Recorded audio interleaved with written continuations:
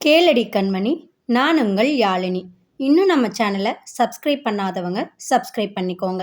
பக்கத்தில் இருக்கிற பெல் பட்டனையும் கிளிக் பண்ணிக்கோங்க. பனியில் நனைந்த சூரியன் பகுதி 1 பார்க்கலாமா? பாட்டி, வாடா தங்கம், எப்படி இருக்க? என்னடா இப்படி மெலிஞ்சு போயிட்ட? அட போதும் பாட்டி, எனக்கு எந்த குறையும் இல்லை, நான் நல்லா இருக்கேன். தாத்தா எங்க? அவருக்கு உடம்புக்கு என்ன? ஒவ்வொன்னா கேளுடாமா. நீங்க மட்டும் 10 கேள்வி ஒன்னா கேட்கலாம், நான் கேட்கக்கூடாதாக்கும். தாத்தாவுக்கு உடம்புக்கு என்ன? வாடாமா, தாத்தாவை போய் பார்க்கலாம். பாட்டி, வா பனிமா. நெஞ்சுக்குள் எதுவோ பிசைய அதை வெளியே காட்டிக்கொள்ளாமல் பாட்டியை பின்தொடர்ந்தாள் பனிமலர். தாத்தாவின் அறையை அடைந்ததும் ஒரே எட்டில் தாத்தாவின் படுக்கையை அடைந்திருந்தாள். தாத்தா, பனிமா, வந்துட்டியா? என்னவாயிற்று தாத்தாவுக்கு? ஏன் இப்படி ஒரே அடியா மெலிந்து எலும்பெல்லாம் தெரியும் அளவிற்கு என்ன ஆயிற்று? தாத்தாவுக்கு என்ன பாட்டி? அதை நான் சொல்றேன் என்று உள்ளே வந்த தந்தையை பார்த்தார் பனிமலர். உடனடியா பயப்படும்படி ஒன்றும் இல்லைன்னாலும் தாத்தாவுக்கு வந்திருக்கிறது பெரிய நோய்தான். டாடி, ஆமாம்மா. சரி, பரவாயில்லை, அப்புறமா பேசிக்கலாம் டாடி. தாத்தாவுக்கு தெரிய வேண்டாம்னு பார்க்குறியா? ஐயோ, என்ன தந்தை இவர்! அதையும் தாத்தாவுக்கு முன்பாகவே தான் கேட்க வேண்டுமா? ஒரு விஷயம் தெரிஞ்சா நீயே வருத்தப்படுவ கண்ணம்மா. என்ன டாடி, உங்க தாத்தாவுக்கு உடம்பு சரியில்லாம போய் 2 வருஷம் ஆச்சு. அதை நம்ம கிட்ட எல்லாம் மறைச்சிருக்கார். என்ன சொல்றீங்க? ஆமாம்மா, அவருக்கு நுரையீரல்ல கேன்சர். டாடி, அதிர்ச்சியில் கத்தி விட்டிருந்தாள் பனிமலர். ஆமாம்மா, இது அவருக்கு 2 வருஷத்துக்கு முன்னாடியே தெரியும். ஆனா லாஸ்ட் மந்த் தான் எனக்கும் பாட்டிக்கும் தெரிஞ்சது. என்ன டாடி சொல்றீங்க? ஆமா கண்ணம்மா, டாக்டர் கிட்ட பார்த்துட்டு தான் இருந்தோம். நல்ல சிகிச்சை, பின்விளைவுகள் இல்லாத சத்தான மாத்திரைகள்னு தாத்தாவும் நல்லாதான் இருக்கார். ஆனா என்ன டாடி, என்ன முன்ன மாதிரி நடமாட முடியாது. யாராவது கைத்தாங்களா பிடிச்சிட்டு தான் நடக்க முடியும். இதை ஏன் எனக்கு முன்னாடியே சொல்லல? நீ இருந்தா என்ன செய்வியோ அதை நாங்களும் செஞ்சுட்டு தாமா இருக்கோம். முன்னைக்கு இப்போ உன் தாத்தா எழுந்து உட்கார்றது, டிவி பார்க்கறது, புக் படிக்கிறதுன்னு எல்லாமே செய்கிறார்மா. சந்தோஷம். என்கிட்ட ஏன் சொல்லல? சொல்லி இருந்தா நான் உடனே கிளம்பி வந்திருப்பேன்ல. பாரு, இதுக்குத்தான். முயன்று வெளிவந்த தாத்தாவின் குற்றம் சொல்லும் வார்த்தையில் அவரை பார்த்தாள் பனிமலர். இதுக்குத்தான் வேண்டாம்னே. புரியல தாத்தா. படிப்பை பாதியில விட்டுட்டு வந்திருப்பேன்னு சொல்றியே, அதுக்குத்தான். என்ன தாத்தா நீங்க?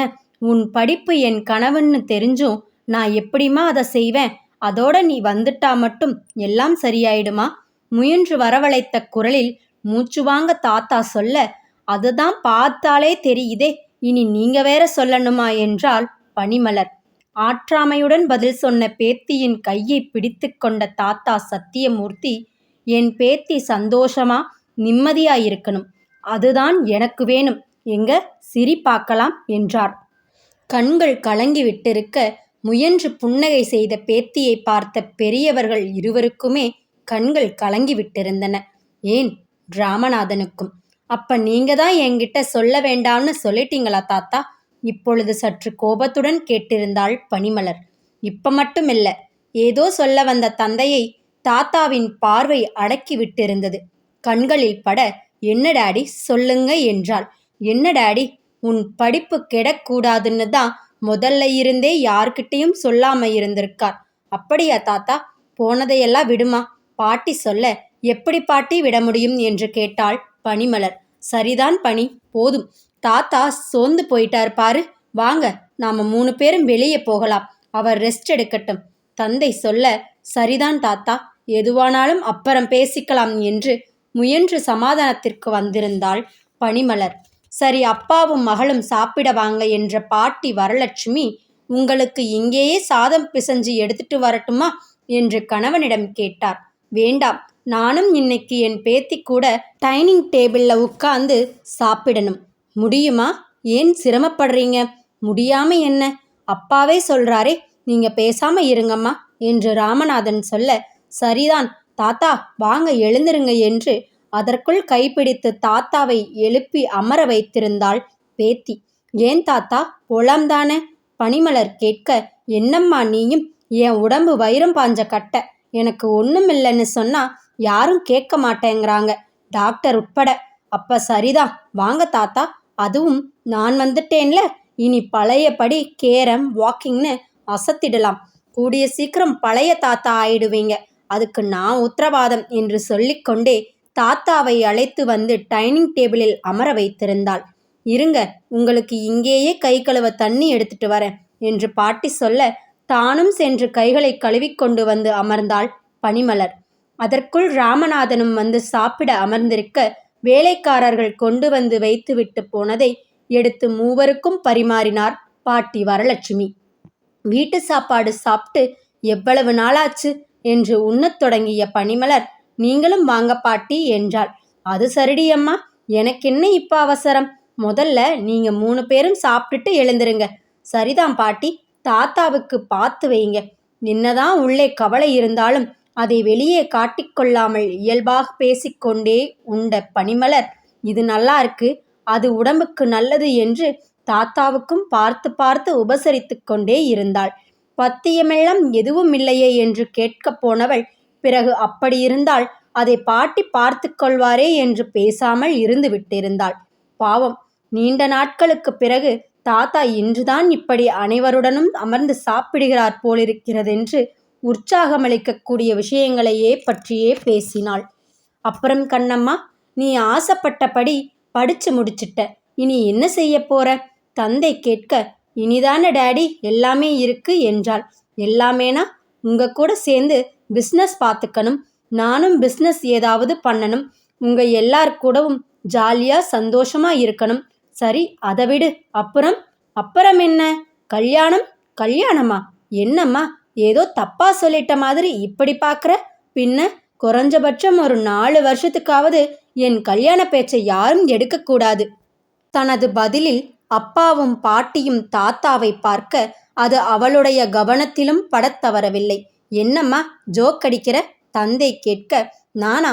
எப்ப டாடி என்று கேட்டாள் மகள். பின்ன இதுதான் கல்யாணத்துக்கு சரியான வயசு, நீ இன்னும் 4 வருஷம் போகணுங்கிற? ஆமா டாடி, உளராத. தந்தையின் கோபத்தில் அவரை அதிர்ச்சியுடன் பார்த்தாள் பெண். என்ன டாடி, இத்தனை வருஷங்களும் நீ சொன்ன மாதிரி நாங்கெல்லாம் கேட்டோம்ல, இனி நாங்க சொல்ற மாதிரி நீ கேளு. என்ன சொல்ல போறீங்க? நீ கல்யாணம் பண்ணிக்கணும், அதுவும் உடனே. டாடி, மாப்பிள்ளை கூட பார்த்தாச்சு. அப்பா, இன்னைக்கு சாயங்காலம் உன்னை பொண்ணு பார்க்க வர்றாங்க. இப்ப நீங்க தான் உளறீங்க. கோபத்தில் தந்தையை பார்த்து சொன்னாள் பனிமலர். பெரியவங்க கிட்ட இப்படி பேசலாமா பனி? பாட்டியின் கண்டிப்பு பேத்தியின் காதுகளுக்கு கூட சென்றிருக்கவில்லை. அவளுடைய கவனமெல்லாம் தந்தையிடம்தான் இருந்தது. என்ன டாடி, ஏதாவது பேசுங்க. நான் சொன்னதுதாம்மா. நான் சம்மதிக்க மாட்டேன், மாட்டவே மாட்டேன். ஏன்னா என்ன சொல்றது? காரணத்தை சொல்லு. என்னம்மா, உன் மனசுல யாராவது? அதெல்லாம் இல்ல டாடி, நீங்களும் உங்க கற்பனையும். மகளின் பதிலில் நிம்மதி பெருமூச்சு விட்ட ராமநாதனுக்கு மனமும் கூட லேசாகி இருந்தது. நீ என்னோட ரத்தண்டா, நம்ம குடும்ப கௌரவத்துக்கு உன்னால எந்த பங்கமும் வராதுங்கிறதுல எங்களுக்கு அபார நம்பிக்கை இருக்கு. அதே மாதிரி எங்க சந்தோஷமும் உன் கையில தான். நீ சரின்னு சொல்ற அந்த ஒரு வார்த்தையில தான் இருக்கு. சொல்லுமா. தாத்தா பாட்டி தந்தை என மூவருமே ஆவலுடன் தன்னுடைய பதிலுக்காக காத்திருப்பது தெரிய எழுந்து விட்டிருந்தாள். என்னம்மா? பாட்டி, எனக்கு தலை வலிக்குது, என்னை கொஞ்சம் தனியா விடுங்க. இப்படி சொன்னா எப்படி? ராமநாதன், நான் யோசிக்கணும். என்னம்மா சொல்ற? இன்னும் 4 மணி நேரத்துல மாப்பிள்ளை வீட்டுல இருந்தே வந்துடுவாங்க. ஐயோ போதும் என்று கோபத்தில் கத்தி விட்டிருந்த பனிமலர் அதற்கு மேல் அங்கு நிற்காமல் தன்னுடைய அறைக்கும் வந்து விட்டிருந்தாள்.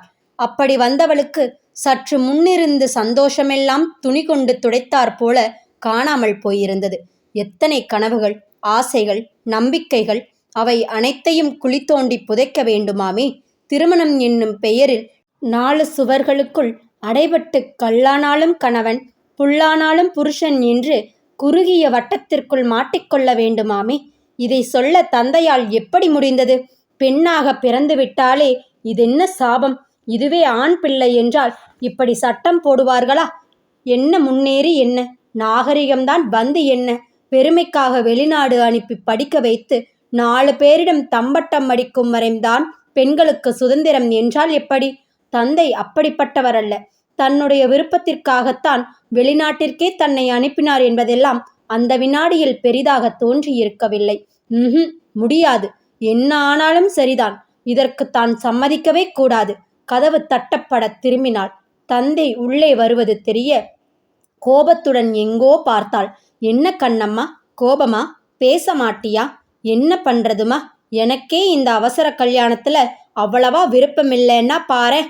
அப்படி சொன்ன தந்தையை இப்பொழுது புரியாமல் பார்த்தாள் பனிமலர். என்னம்மா பார்க்கற? உங்க தாத்தாவோட வாழ்நாள நாம விரல் விட்டு என்ற கட்டத்துக்கு வந்துட்டோம். டாடி, ஆமா அம்மா, போன வாரமே டாக்டர் சொல்லிட்டார். அதை நான் இப்போ உங்ககிட்ட தான் முதல்ல சொல்றேன். என்ன சொல்றீங்க? வீரியமான மருந்துகள் மட்டும்தான் தாத்தாவை இந்த அளவுக்கு வச்சிருக்கு. மற்றபடி சொல்லாதீங்க டாடி. என்ன பண்றதுமா? நம்ப முடியலனாலும் அதுதான் உண்மை. இன்னும் 1 மாசம் அவர் உயிரோட இருக்கிறது அதிகபட்சம்னு டாக்டர் சொல்லிட்டார். இப்ப என்ன பண்றது டாடி? வேற டாக்டர் யார்கிட்டையாவது? எதுக்கு? ட்ரீட்மெண்ட் தான். அவசியமில்லை டாடி. தாத்தாவோட சந்தோஷமும் ஆயிலும் இப்போ உன் கையில இருக்கு. புரியல. உன் கல்யாணத்தை பார்க்க விரும்புறார். எவ்வளவு ஆசையா இருந்தார் தெரியுமா? நீ முடியாதுன்னு சொல்லிட்டு வந்ததுல அவர் முகமே விழுந்துடுச்சு. அதுக்காக எப்படிப்பா? சரிதான்டாமா, உன்னை கட்டாயப்படுத்தல. நீயாவது சந்தோஷமா இரு. என்ன டாடி பேசுறீங்க? உங்க எல்லாரோட சந்தோஷமும் தான் என்னையும் சந்தோஷமா வைக்கும். நீ செய்யறத பார்த்தா அப்படி தெரியலையேம்மா. டாடி, நீ உடனே கல்யாணம் பண்ணிக்கணும். அதுவும் இந்த பையனைத்தான் கல்யாணம் பண்ணிக்கணும்லாம் உனக்கு ஒன்றும் இல்லைம்மா. தாத்தாவுக்காகத்தான் பார்க்க வேண்டி இருக்கு. அவருக்கு நாம கடைசியா கொடுக்க போற சந்தோஷமும் இது ஒண்ணுதான். ஏன், இந்த சந்தோஷத்துல அவர் இன்னும் கொஞ்ச நாள் வாழக்கூட வாய்ப்பு இருக்கு. அதுக்காக அந்த பையனோட குடும்பத்தை பத்தி நான் விசாரிக்காமலும் இல்லை. நல்லா விசாரிச்சேன். வசதி இல்லைன்னு பார்த்தா நமக்கு 1/4 பங்கு தான் வருவாங்கம்மா. ஆனாலும் சொந்தமா பங்களா, தோட்டம், கார்னு அவங்க ஊர்ல வசதியா, முக்கியமா கௌரவமா தான் வாழ்ந்துகிட்டு இருக்காங்க. அவங்கள பத்தி கேட்டாலே நல்ல மரியாதையான தங்கமான குடும்பம்னு எல்லாரும் ஒரே மாதிரி தான் சர்டிஃபிகேட் கொடுக்கறாங்க. எல்லாத்துக்கும் மேல பையன் மாப்பிள்ளை நல்ல திறமசாலியாம். உன்னளவுக்கு இல்லைனாலும் நல்லா படிச்சிருக்கார். அம்மா அப்பா 2 பேரும் இருக்காங்க. மாப்பிள்ளை கூட பிறந்தவங்க அவரை தவிர இன்னும் 3 பேர். எல்லாருமே பசங்க. இவர் 3வது பையன். முதல் பசங்க 2 பேருக்கும் கல்யாணம் ஆயிடுச்சு. மொத்தத்துல பழமை மாறாத பண்பாடு நிறைஞ்ச கூட்டு குடும்பமா பார்க்கவே மனசுக்கு ரொம்ப திருப்தியா இருக்கு. என்ன, இங்க முன்னாடி இருந்த உன் தாத்தா மாதிரி அங்க உன் மாமனாரை பார்த்தா எல்லாரும் பயந்துக்குவாங்களாம். அந்த அளவுக்கு ரொம்ப கண்டிப்பாம். நல்ல குடும்பம்மா. வசதின்னு பார்த்தா இங்க இருக்கிறது எல்லாமே உன் ஒருத்திக்குத்தான். அங்கிருந்து தான் எதுவும் வந்தாகணும்னு இல்லை. எல்லாத்துக்கும் மேல என்னம்மா கேட்குறியா? சொல்லுங்க. இல்ல, எல்லாத்துக்கும் மேல மாப்பிள்ளைக்கும். ஓ, அதற்குள் மாப்பிள்ளையே ஆகிவிட்டாராக்கும். ஏளனத்துடன் நினைத்தாள் பனிமலர். ஆனாலும் தந்தை ஏதோ சொல்ல வந்தாரே. சரிதான் கண்ணம்மா, உன் விருப்பத்துக்கு மாறா. அதான் இவ்வளவு சொல்லிட்டீங்களே, இனி மீதியையும் சொல்லிட வேண்டியது தானே. மகளின் குரலில் தெரிந்த ஏமாற்றம் அவளுடைய சம்மதத்தை சொல்லாமல் சொல்லியிருக்க சந்தோஷத்தில் மனம் துள்ளியது ராமநாதனுக்கு. ஆனாலும் அதை கண்டு கொள்ளாதது போல பேச்சை தொடர்ந்தார். மாப்பிள்ளைக்கும் இந்த கல்யாணத்துல அவ்வளவா விருப்பம் இல்லை போல. ஏனாம், இவ்வளவு நல்ல குடும்பத்திலிருந்து வரும் பெண் அவனுக்கு கசக்கிறதாமா? மீண்டும் ஏளனத்துடன் நினைக்க தோன்றியது. மகளின் மௌனம் தொடர ராமநாதனும் பேச்சை தொடர்ந்தார். சும்மா ஒண்ணுமில்லாத குடும்பத்து பொண்ணுங்களே நிறைய பேர் இந்த காலத்துல யாரையும் மதிக்கிறதில்ல. இவ்வளவு வசதியான குடும்பத்து பெண் அவரு குடும்பத்துக்கு ஒத்து வருமான்னு மாப்பிள்ளை தயங்குறார் போல இருக்குமா? ஓ, இனி இதுவேரா? தான் வாழப்போவது இவனுடனா அல்லது இவனுடைய குடும்பத்துடனா? அதுவும் வெளிநாடெல்லாம் போய் படிச்சுட்டு வந்திருக்காங்க. அவங்களுக்கும் எதிர்பார்ப்புகள் நிறைய இருக்கலாம் இல்லையாங்கிறார். சரிதான், இந்த அளவிற்கு புத்தி இருக்கிறதே, பரவாயில்லை. அதோட இப்படி திடீர் முடிவு எடுத்திருக்கீங்க. உங்க பொண்ணுக்கிட்டையும் பேசுங்கன்னு காலையில கூட ஃபோன்ல பேசினார். என்ன இவன் யாரிடமும் நல்லதையே எதிர்பார்க்க மாட்டான் போலிருக்கிறதே. அதைவிட இவனுடைய கவலைகளை எல்லாம் பார்த்தால் தாழ்வு மனப்பான்மை வேறு இருக்கும் போலிருக்கிறதே. இருந்திருந்து தனக்கு இப்படியொருவனா கணவனாக வர வேண்டும். பெரியதாக எதிர்பார்ப்புகள் என்று தனக்கு எதுவும் இல்லாவிட்டாலும் கூட அந்த அருமை மாப்பிள்ளையே சொல்வதைப் போல அழகு, அறிவு, படிப்பு, வசதி என ஒரு சராசரி ஆண்மகனே தனக்கு ஈடாவது கடினமாயிற்றே. அப்படி பார்த்தால் இவன் சராசரியை விடவும் கீழே அல்லவா இருப்பான் போலிருக்கிறது. எண்ணம் போகும் போக்கில் ஸ்தம்பித்து போனாள் பனிமலர். அப்படியானால் தன் மனம் திருமணத்திற்கு சம்மதித்து விட்டதா? என்னம்மா எதுவுமே பேச மாட்டேங்கிற? தந்தை கேட்க என்ன பேசணும் என்று கேட்டாள். உன் சம்மதத்தை. உங்களுக்காக வேணும்னா சம்மதிக்கிறேன். ஆனா என்னம்மா நீங்க கூட எப்படி டாடி இப்படி மாறி போயிட்டீங்க? மகளின் நாதங்கம் நெஞ்சை கசக்கி பிழிய, அதனாலதாம்மா நானும் எல்லா விதத்திலையும் நல்லா விசாரிச்சுட்டேன். எந்த குறையும் இல்லை. சரிதான், அதுவே ஒரு பெரிய நிறைதான் இல்லையா டாடி? மகளின் கேள்வியில் இப்பொழுது பதில் சொல்ல முடியாமல் பார்த்தார் ராமநாதன். எனக்கு என்ன குறை டாடி? என்னம்மா இப்படி கேட்குற? சொல்லுங்க டாடி. அப்படியெல்லாம் ஒன்றுமில்லம்மா. ஏன் சரியா சொல்லணும்னா எல்லாமே நிறைதான். படிப்பு, அழகு, புத்திசாலித்தனம், இப்படி யாருக்கானாலும் உன்னை பார்த்ததுமே பிடிச்சு போகும். அப்படி இருக்க இந்த போனால் போகிறதென்று ஏற்றுக்கொள்ளும் மாப்பிள்ளை அவசியம்தானா? நினைத்ததை அப்படியே கேட்க பனிமலரால் முடிந்திருக்கவில்லை. தந்தையின் அப்போதைய நிலையையும் ஒரு மகளாக அவளால் புரிந்து கொள்ள முடிந்தது. தந்தை அவருடைய தந்தைக்காக பார்க்கிறார். கூடவே ஒரு நல்ல தந்தையாக அவரளவில் அனைத்தையுமே பார்த்து தீர விசாரித்து ஓரளவு திருப்தியான பிறகுதான் இந்த பேச்சையே தன்னிடம் எடுத்திருக்கிறார் என்பதும், என்னம்மா சரிதான், மேல ஆக வேண்டியதை பாருங்க. அப்ப சம்மதம்தானே? உற்சாக குரலில் கேட்ட தந்தையை பார்த்தவள் ஆமாம் என்பதைப் போல தலையை ஆட்டினாள். ரொம்ப சந்தோஷம்மா. தந்தையின் ஆனந்த கண்ணீரில் மற்ற அனைத்துமே மறைந்து போயிற்று பனிமலருக்கு. உடனே இதை போய் தாத்தா பாட்டிக்கிட்ட சொல்கிறேன், அப்படியே மாப்பிள்ளை வீட்டுக்கும். அப்புறம் டாடி என்னடாம்மா டயர்டா இருக்கு, நான் கொஞ்சம் தூங்கி ரெஸ்ட் எடுத்துக்கட்டுமா? நிச்சயமா கண்ணம்மா. அப்போ தான் ஈவினிங் மாப்பிள்ளை வீட்டில இருந்து எல்லாரும் வரும்போதும் நீயும் ஃப்ரெஷ்ஷாக இருக்க முடியும். சந்தோஷத்துடன் தந்தை சொன்னது போலவே வந்து படுத்து விட்டிருந்தாள் பனிமலர். எந்த இடையூறும் இல்லாமல் அவளுக்கு நிறைய யோசிக்க வேண்டியிருந்தது. பாட்டியின் வற்புறுத்தலில் அந்த லேசான பார்டருடைய சரிகை பட்டு சேலையை கட்டிக்கொண்டு மிதமாக ஒப்பனையும் செய்திருந்தாள் பனிமலர். அதுவே அவளை தேவதை போல அழகாக்கி இருக்க, என் கண்ணே பட்டிடும் போலிருக்கு என்று நெட்டி முறித்தார் பாட்டி வரலட்சுமி. ஏற்கனவே சொல்லியிருந்தது போல மாலை 4 மணிக்கு மாப்பிள்ளை வீட்டிலிருந்து வந்து விட்டிருந்தனர். ஒரு பெரிய பட்டாளமே வந்துருங்க. சரிதான், கிராமமாயிற்றே என்று ஏளனத்துடன் நினைக்க தோன்றியது பனிமலருக்கு. மகன் ராமநாதனுடன் முன்னின்று பாட்டி வந்தவர்களை சந்தோஷமாக வரவேற்க, வரவேற்பறை சோபாவில் அமர்ந்திருந்த தாத்தா சத்தியமூர்த்தியும் வீட்டிற்குள் வந்தவர்களை உற்சாகமாக வரவேற்றார். ஆண்கள் அனைவரும் வரவேற்பறை சோபாவில் அமர, பெண்கள் அனைவரும் உள்ளறைக்கு வந்திருந்தனர். அதாவது பனிமலர் இருக்கும் அறைக்கு. பெண்ணை பார்த்ததுமே வந்தவர்களுக்கு மிகவும் பிடித்து போயிற்று. அதை உன் அத்தை பனிமா என்று பாட்டியால் அறிமுகப்படுத்தப்பட்ட அந்த பெண்மணி சொல்ல, கட்டாயத்திற்கு சிரித்து வைத்தாள் பனிமலர்.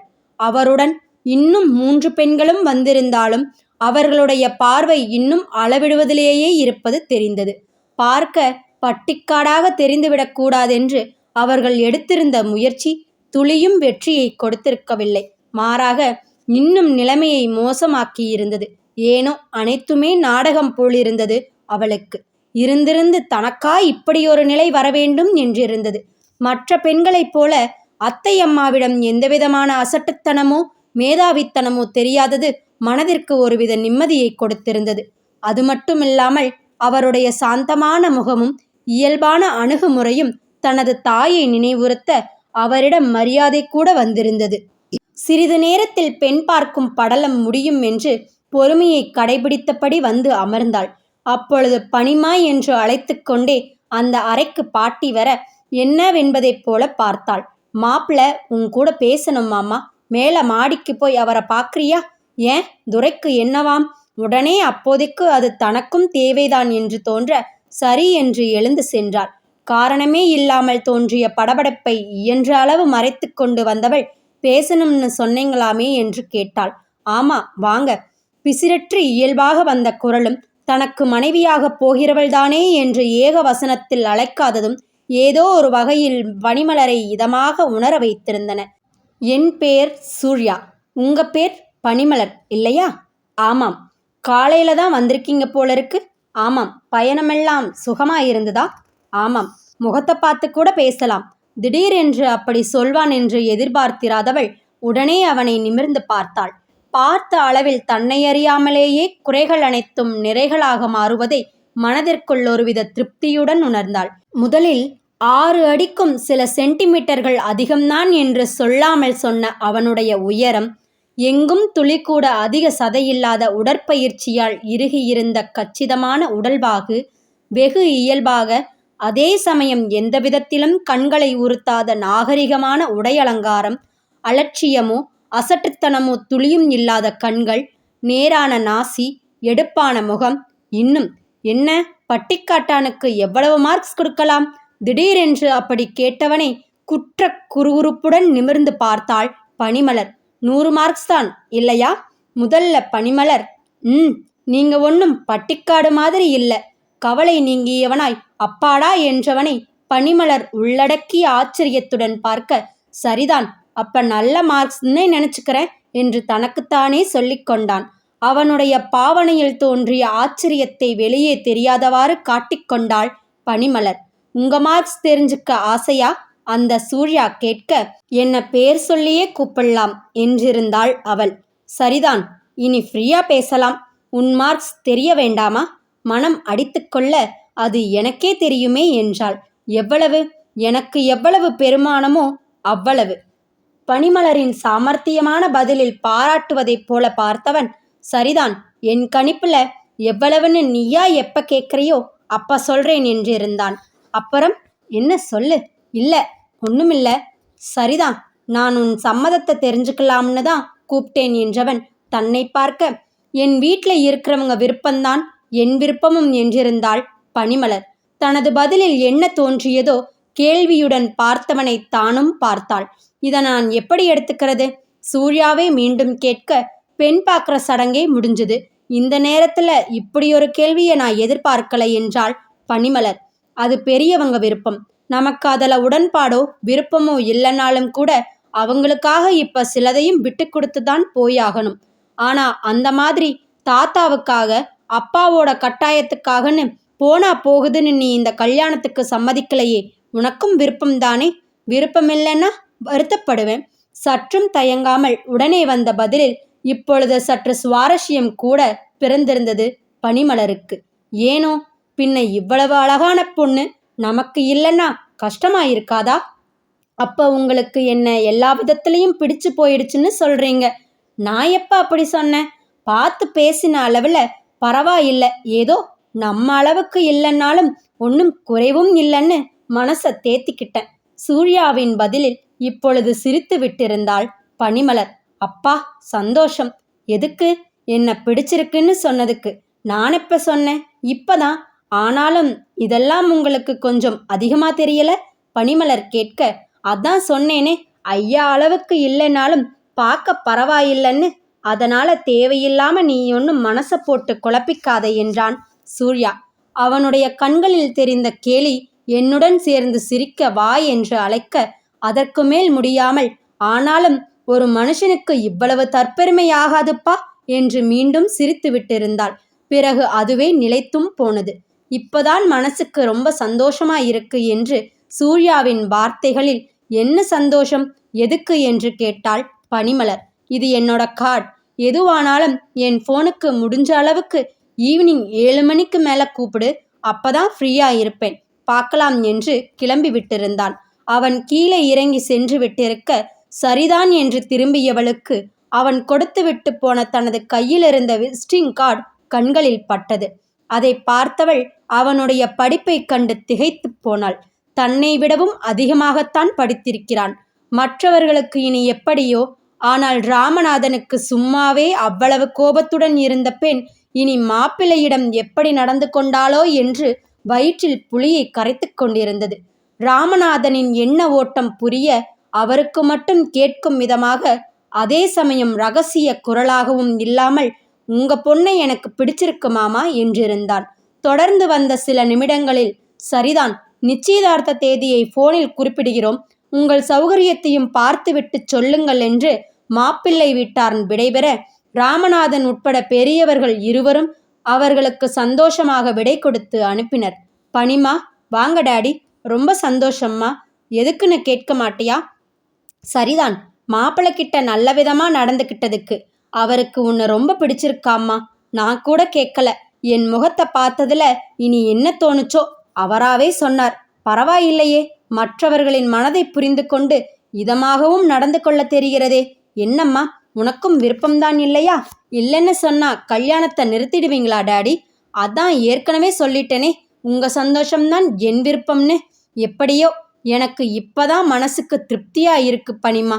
எல்லா விதத்திலையும் பிடிச்சிருந்தாலும் மாப்பிளைய நேர்ல பார்க்காதது மட்டும் குறையா இருந்தது. இப்ப அந்த பயமும் போயிடுச்சு. பார்க்க பிரமாதமா இருக்கிறதோட ரொம்ப நல்ல விதமாவும் தெரியறார். நான் கொஞ்சம் ரெஸ்ட் எடுக்கட்டுமா டாடி? உன்னை ரொம்ப கஷ்டப்படுத்துறோம் இல்லையா? ஆமான்னு சொல்ல எவ்வளவு நேரம் ஆகும் டாடி? என்னை கொஞ்சம் முன்னாடியே சொல்லியிருக்கலாம். என்ன ஓரளவுக்காவது தயார்படுத்திக்கிட்டு இருப்பேன். சாரிடாமா, தாத்தாவுக்கு சந்தோஷம் தானே? அப்பாவை கையில பிடிக்க முடியல. அதுவும் மாப்பிள்ளைய அவருக்கு ரொம்ப பிடிச்சு போயிடுச்சு. பழையபடி எல்லாரையும் மிரட்டக்கூட ஆரம்பிச்சிட்டாருன்னா பாரேன். சரிதான், எனக்கு இப்ப எதுவும் வேண்டாம். பாட்டிக்கிட்ட சொல்லிடுங்க, 7 மணிக்கு டின்னருக்கு கீழே வரேன். அடுத்து 15 நாட்களில் திருமணமும் இனிதே நடந்தேறியிருந்தது. பெரியவர் சத்தியமூர்த்தியின் உடல்நலம் கருதி அனைத்தையுமே சற்று அவசர கதியில்தான் செய்திருந்தார்கள். ஆனாலும் எந்த ஒரு குறையும் இல்லாமல் திருமணம் பிரம்மாண்டமாகவும் சிறப்பாகவும் நடந்து முடிந்தது. பனிமலருக்குத்தான் ஒன்றுமே பிடிக்கவில்லை. மற்றவர்கள் ஆட்டுவிக்க பொம்மை போல ஆட வேண்டியிருந்ததை மனதார வெறுத்தாள். அது தந்த மன இறுக்கத்தில் தலையும் கூட வலிக்கத் தொடங்கிவிட்டிருந்தது. இரவின் தனிமையில் கணவனை எதிர்கொண்ட போது அது சற்று அதிகமும் கூட ஆகியிருந்ததெனலாம். உள்ளே வந்த மனைவியை ஆவலுடன் எதிர்கொண்டான் சூர்யா, ஆசையுடனும். ஏனோ ஏற்கனவே இருந்த தலைவலி இன்னும் கூட அதிகமாகியிருந்தது பனிமலருக்கு. வாமா, பால் கொடுக்க சொன்னாங்க, உட்காரு. பரவாயில்லை. அட, ஏன் இவ்வளவு இறுக்கமாயிருக்க? கழுத்துல லைசன்ஸ் மாட்டியாச்சே, இனி மத்ததையும் தான் எதுக்கு விட்டு வைக்கணும் இல்லை? மனைவியின் வார்த்தைகளில் கன்னத்திலேயே அறை வாங்கியதைப் போலானான் சூர்யா. மனம் இறுகிவிட்டிருக்க உணர்ச்சி துடைக்கப்பட்ட முகத்துடன் பார்த்தான். என்ன, அப்படித்தான் இல்லையா? மீண்டும் மனைவி அதையே கேட்க, நீ உன் மனசுல என்னதான் நினைச்சிட்டு இருக்க? கணவன் கேட்க, பெருசா நினைக்க ஒண்ணுமில்லைங்கிறது தான் வருத்தமே என்றாள் பனிமலர். கொஞ்சம் யோசித்து நிதானமா கூட பேசலாம். கொட்டின வார்த்தைகளை திரும்பவும் அள்ள முடியாது பனி. அதுக்கு நானும் முயற்சி பண்ணியிருக்க மாட்டேன்னு உங்களுக்கு என்ன நிச்சயம்? ஓ, அப்படி முயற்சி செஞ்சுதான் இவ்வளவு அழகா பேசுறியா? ரொம்ப சந்தோஷமா இருக்கு. ஏதாவது தப்பா பேசியிருந்தா மன்னிச்சிடுங்க. அதோட நான் நினைக்கிறது உங்களுக்கு புரியும்னு நினைக்கிறேன். புரியுது. ஆனாலும் நீ என்னை இப்படி புரிஞ்சிட்டு இருக்க வேண்டாம். பச்சையா சொல்லணும்னா உன் உடம்புக்கு அலையிறேங்கிற அளவுக்கு. இது மட்டும்தானா? இல்லை உன் சொத்துக்காகவும் அலையிறேன்னு சேர்த்து முடிவு பண்ணிட்டியா? அந்த அளவுக்கெல்லாம் நான் போகல, யோசிக்கல. தயக்கத்துடன் என்றாலும் உடனே சொல்லியிருந்தாள் பனிமலர். எனக்கு சொல்லு என்றவனுக்கு மனைவியின் பதில் இருந்த இறுக்கத்தை மேலும் அதிகப்படுத்தியிருந்ததென்றுதான் சொல்ல வேண்டும். அப்படியெல்லாம் இல்லை என்று சொல்லாமல், அந்த அளவிற்கு நான் இன்னும் யோசிக்கவில்லை என்று சொன்னது இனிமேல் அதை பற்றி யோசிக்க வாய்ப்பிருக்கிறது என்று சொல்லாமல் சொல்வதைப் போல் இருந்தது. நான் இந்த மாதிரி ஒரு வாழ்க்கைய அதுவும் இப்ப எதிர்பார்க்கவே, ஏன் யோசிச்சு கூட பார்க்கல. மற்றவங்க சொல்ல சொல்ல கட்டாயத்துக்கு ஆட வேண்டியது. இப்படி ஒண்ணுமே பிடிக்கல. என்னை மாத்திக்கணும்னு தான் நானும் எவ்வளவோ முயற்சி பண்றேன். அது முழுமையா கைவர்ற வரைக்கும் நான் ஏதாவது தப்பா நடந்துக்கிட்டா கூட எடுத்து சொல்லுங்க, மாத்திக்க முயற்சி பண்றேன். கணவனின் மௌனத்தையே சம்மதமாக ஏற்றாள் பனிமலர். இனி நான் பேசலாமா என்று கேட்டவனை சொல்லுங்கள் என்பதைப் போல பார்த்தாள். உன்ன மாதிரி நானும் ஒரு கட்டாயத்துக்காக தான் இப்ப கல்யாணத்துக்கே சம்மதிச்சேன். மற்றபடி எனக்கும் எத்தனையோ கனவுகள் ஆசைகள்னு எல்லாம் இருக்கு. அதுக்கு தடையா கல்யாணமோ குடும்பமோ வர்றதை விரும்பலைன்னு சொல்றதை விட வராம இருந்தா நல்லா இருக்கும்னு நினைச்சேன். அந்த சமயத்துல தான் கல்யாண பேச்சு வந்தது. முதல்ல மறுத்துட்டேன். ஆனா தொடர்ந்து அப்படி செய்ய முடியாத நிர்பந்தம். அதை உனக்கு சொன்னாதான் புரியும்னு நினைக்கிறேன். தம்பிக்கு அவங்க கூட படிச்சிருந்த பொண்ணு மேல காதல். அந்த பொண்ணு வீட்டில் அவங்க ஒரே பொண்ணாம். உடனே கல்யாணம் பண்ணி ஆகணும்னு நிற்கிறாங்க. இங்க அப்பாவை பத்தி உனக்கு தெரியுமோ என்னவோ எனக்கு தெரியல. அவரு ரொம்ப ஸ்ட்ரிக்ட். காதலுக்கே முதல்ல பெரிய எதிர்ப்பு. அப்பாவோட பிடிவாதத்துல தம்பி தற்கொலை வரைக்கும் போய் பிழைச்சான். அதுக்கப்புறம் அப்பா கொஞ்சம் இறங்கி வந்தார். உங்க அண்ணனுக்கு கல்யாணம் முடிகிற வரைக்கும் பொறுத்துரு, அது வரைக்கும் அந்த பொண்ணு மனசு மாறாம இருந்தா பார்க்கலாம்னு சொல்லிட்டார். தம்பியும் வேற வழி தெரியாம என்கிட்ட வந்து புலம்பனா.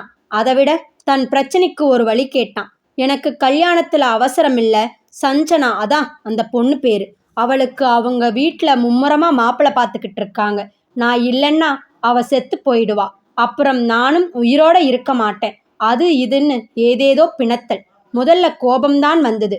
ஆனா கொஞ்சம் நிதானமா யோசிச்சு பார்த்தப்ப இவன் செஞ்ச மாதிரி அந்த பொண்ணும் எதையாவது செஞ்சு தொலைச்சிட்டா என்ன பண்றதுன்னு பயம் வந்துடுச்சு.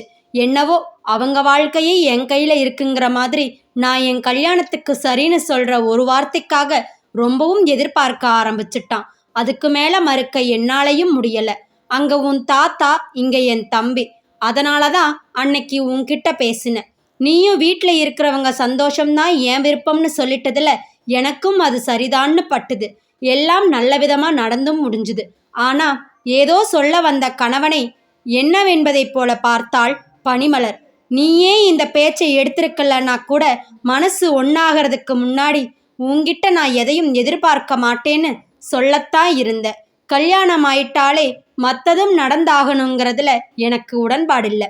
அப்படிப்பட்டவனா இருந்திருந்தா அன்னைக்கு உன்கிட்ட உன் விருப்பத்தை கூட கேட்டிருக்க மாட்டேன். என்ன பார்க்குற? உன்னை நேரில் பார்க்கலன்னாலும் ஃபோட்டோவை பார்த்துருக்கேனே, நல்ல அழகான வசதியான வீட்டு பொண்ணுன்னு பேசாம இருந்திருப்பேன். அப்பாவுக்கு கல்யாணத்துக்கு முன்னாடி பேசிக்கிறதெல்லாம் பிடிக்காது. அன்னைக்கு நான் அப்படி செஞ்சதுல அவருக்கு வருத்தம்னு தான் நினைக்கிறேன். ஆனா அதுக்காக பார்த்து ஒரு பொண்ணோட வாழ்க்கையில விளையாட முடியாது பாரு என்றவன் எனக்காக ஒன்று செய்வியா என்று கேட்டான். எனக்காக மட்டும் இல்ல, உனக்கும் அதனால நல்லதுதான் நடக்கும் என்ற கணவனை சொல்லுங்கள் என்பதைப் போல பார்த்தாள் பனிமலர். மனசறிஞ்சு நீ மற்றவங்க மனசை புண்படுத்த மாட்டேன்னு தெரியும். ஆனாலும் கொஞ்சம் யோசிச்சு பேச முயற்சி பண்ணு. அவசரப்பட்டு உடனே எதையும் சொல்லிட வேண்டாம். ஏன் சொல்றேன்னா, வார்த்தைகளை விடுறது சுலபம்.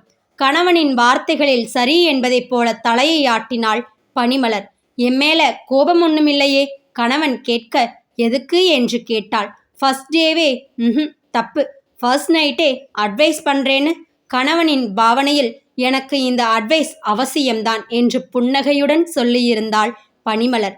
பரவாயில்லையே, நல்லது சொன்னா கேட்டுக்கிற குணம் கூட இருக்கே. தெரியாமதனாலும் கெட்டதை செய்யறதே தப்பு. அப்படி இருக்கும்போது மற்றவங்க சொல்லி கொடுக்குற நல்லதையாவது ஏத்துக்கலாமேன்னு தான். குட். நீ வேணும்னா தூங்க. எனக்கு கொஞ்சம் வேலை இருக்கு, நான் அதை பார்க்குறேன். பக்கத்து ரூம்ல தான், நீ லைட் ஆஃப் பண்ணிக்கும். சரிதான். அப்புறம் என்ன? நான் ஏதாவது தப்பா பேசியிருந்தா சாரி. அதெல்லாம் விடு. இனி நீயும் எந்த இறுக்கமும் இல்லாம ஃப்ரீயா இரு. எதுவானாலும் என்கிட்ட வெளிப்படையாவே கேட்கலாம். முதல்ல நாம 2 பேரும் நல்ல ஃப்ரெண்ட்ஸா இருக்க பழகலாம். என்ன சொல்ற? கணவனின் கேள்வியில் சரிதான் என்று புன்னகையுடன் சொல்லியிருந்தாள் பனிமலர். மீண்டும் தொடரும்.